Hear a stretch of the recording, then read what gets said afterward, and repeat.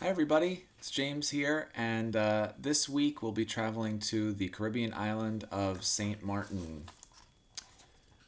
I'll be reading a little bit from this book, St. Martin Yesterday and Today, by Jose Speechens. And I had the absolute pleasure of traveling to this beautiful island on my honeymoon, and it's Dutch and French.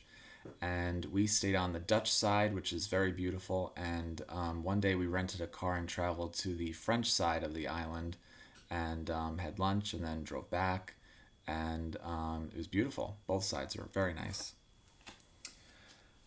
So here is a little map of kind of shows some of the Caribbean islands, but there's an arrow pointing to the small island of St. Martin. And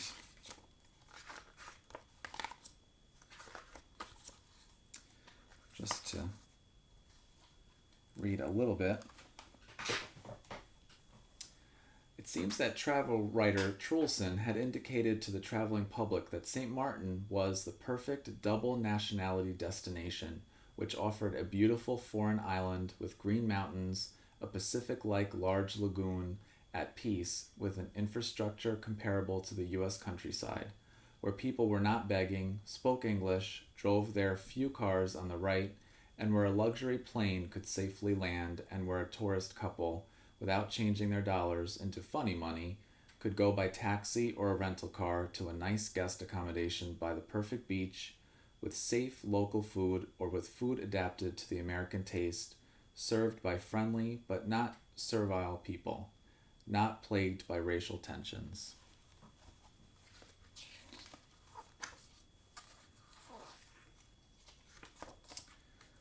And the book goes on to show some beautiful pictures. Here's one of the beach there. The island was highlighted in the Saturday Evening Post on December 21st, 1957, in their Christmas edition. And it was called "The Hidden Gem of Spanish Main," was the name of the article.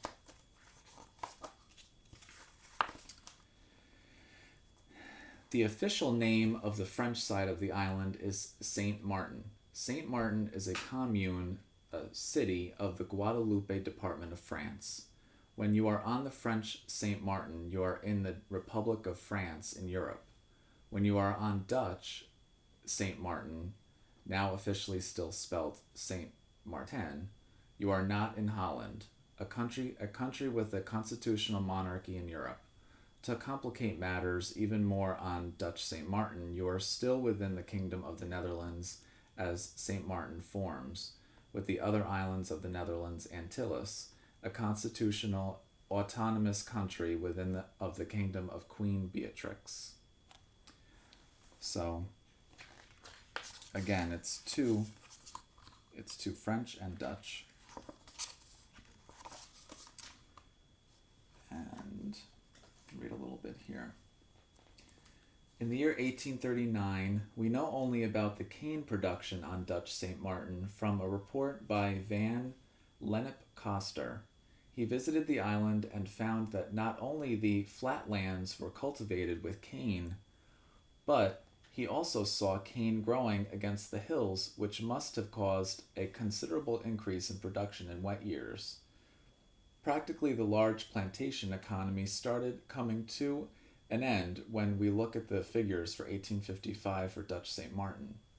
After the abolition of slavery in 1848 in French St. Martin, cane production on the plantations of Marigot slowly came to an end because there was no more free labor willing and available to do the same work they had done as slaves.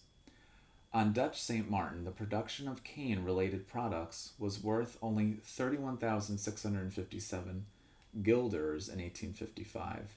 This could do little to keep alive 3,057 inhabitants, including 1,200 slaves. Although the story goes that cane growing came to an end after parts of Europe and later in other parts of the world, sugar was made from sugar beets. this story is not true. Even in 2001, 72% of all sugar consumed is still being made from sugarcane from tropical or subtropical regions. Sugarcane, therefore, had and continues today to have a bright future.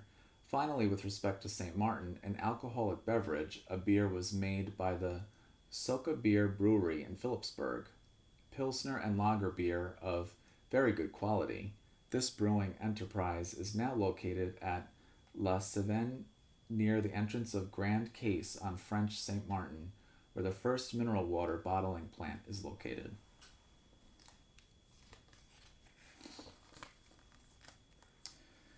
So the book goes on to give more history and background of the island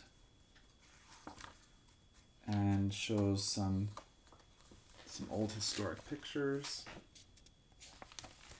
I hope this makes you want to visit the island of St. Martin one day.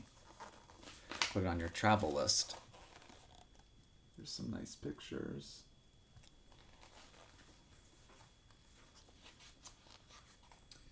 And there is a beach where you can see planes flying right overhead. And there's many historical people that come from St. Martin. That's about it with that book. And you can find many other travel books on St. Martin on our Overdrive by visiting our website at ossininglibrary.org. And next time, I hope you'll join us. We're going to be traveling to upstate New York, where we're going to visit some wineries. That's about all for this week, and we'll see you next time. Be well, everybody. Thank you.